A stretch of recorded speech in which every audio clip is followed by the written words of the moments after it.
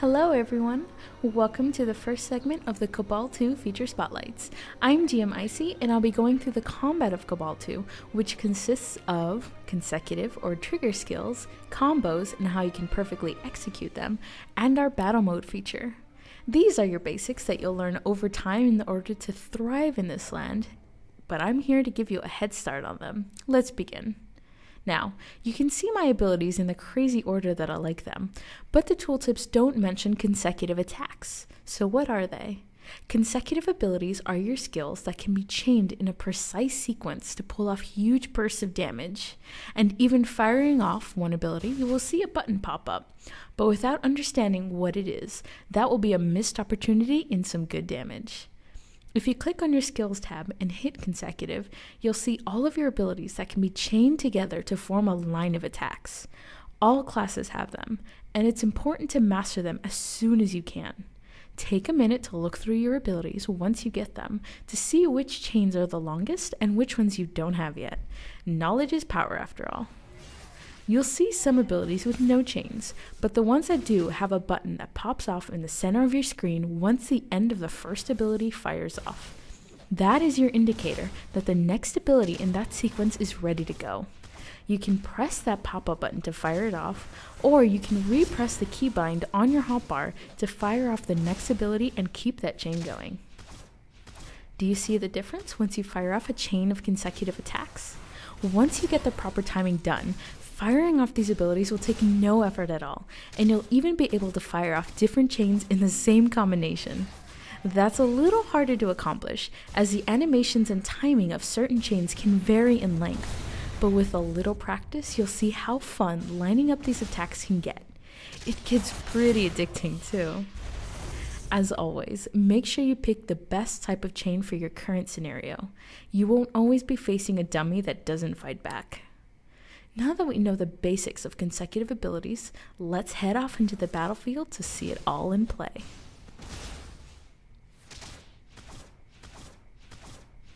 Now let's see how the Force Blader handles his consecutive attacks. A melee class, Force Bladers also have some range attacks that place him in a unique DPS pedestal, but the basic principle is still the same. His dash, a self-CC ability, chains into another ability that requires even more timing and is unforgiving if you hesitate to press the next sequence. What makes the Force Blader unique is his mixture of both force and sword attacks, so seeing 4 possible chains pop off can be a little overwhelming at first, but it is entirely possible to master. Knowing which chains are best for the situation is your best possible chance at avoiding confusion. Some of these abilities are buffs, some range, some melee, and it's up to you to decide which abilities would go best in your current situation.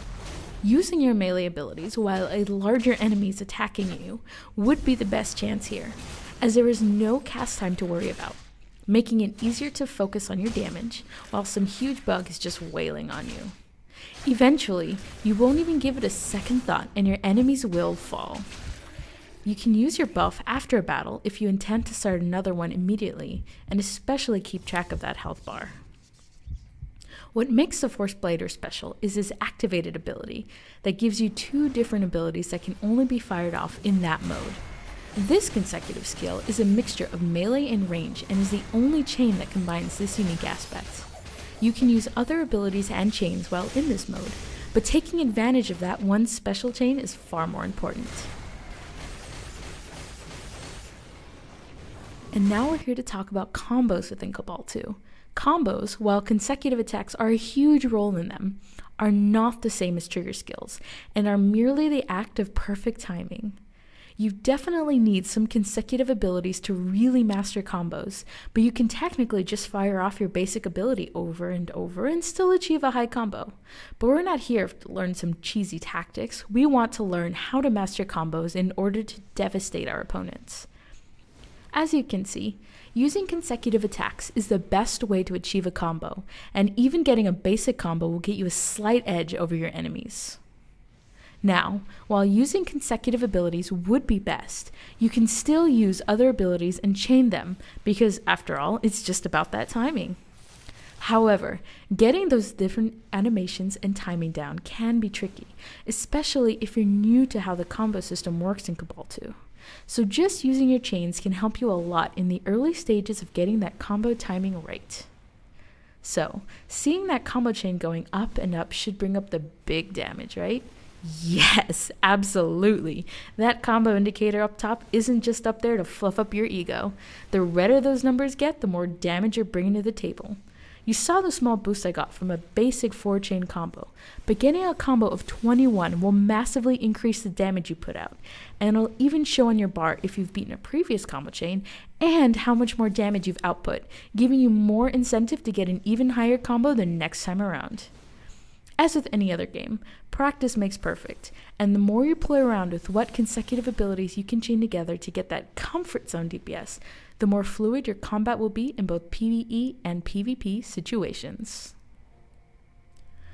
While being on a purely DPS class is the funnest way to get that meter up there, being on a more support or utility-based class can change the way your combo will go.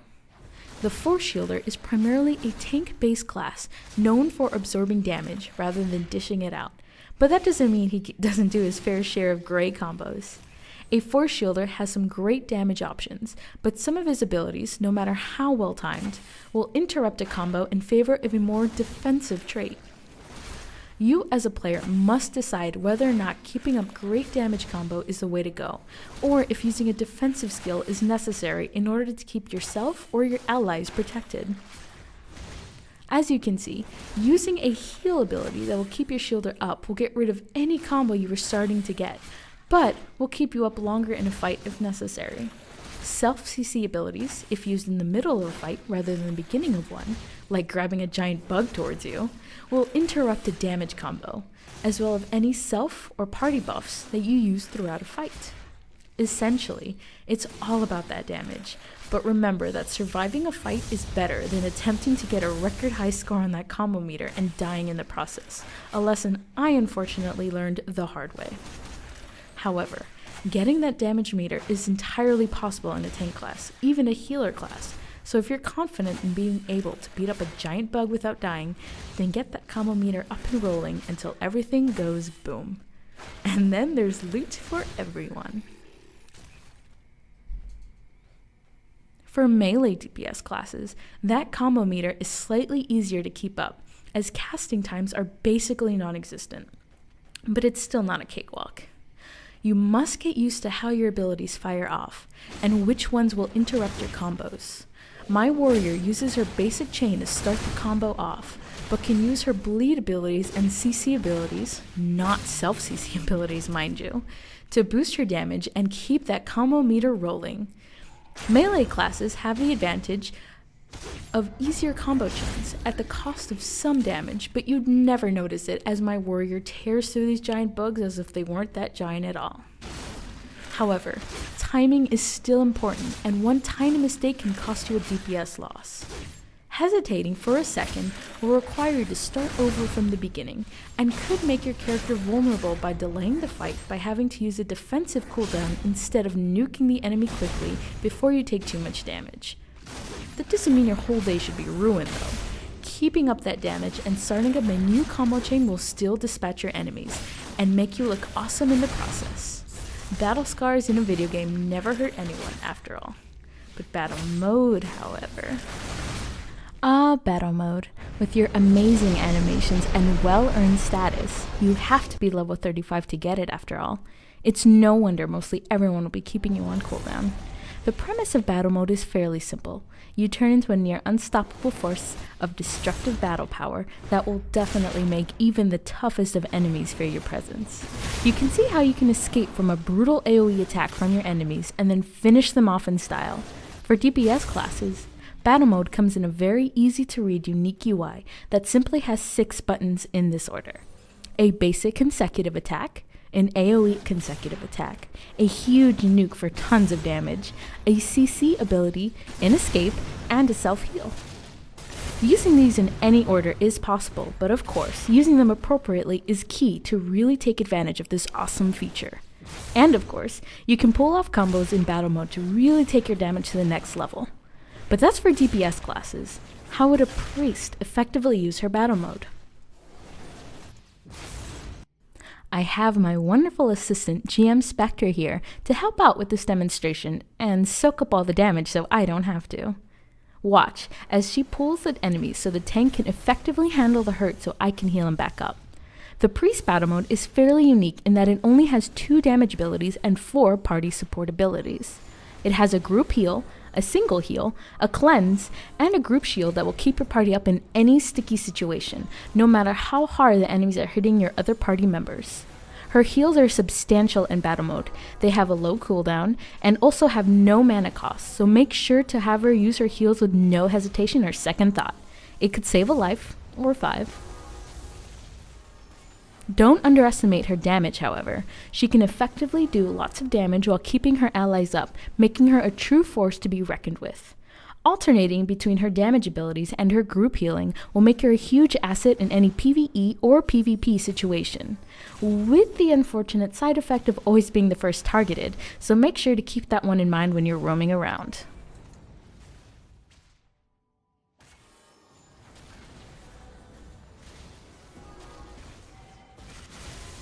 Now, the question is, what to do with all of this newfound knowledge? You go out and you conquer. Using a combination of any of these basic combo tactics will make sure your character stands out in the battleground, where you'll conquer dungeons, the open world, our PvP battlefields, and will have you mastering this strange new world with your friends in no time at all. Always keep in mind that you'll never master anything immediately, and that all of these techniques will take some time to get used to, but they will be well worth the effort. This has been GM Icy, and thank you all for watching our very first segment. Stay tuned for our next Cabal 2 feature spotlight, where I'll walk you through the abysmals and how to survive in them. Bye everyone!